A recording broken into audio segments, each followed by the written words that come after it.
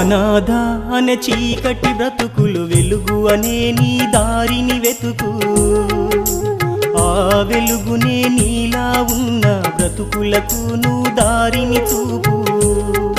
ఉదయించే సూర్యునివై నీవెప్పుడు వెలుగుతూ ఉంటే అమాస చీకటిలోన ఆరని వెలుగువు అయితే నీ జన్మకు కొత్త వెలుగునిచ్చిన అమ్మాత్మకు శాంతి కలుగురా.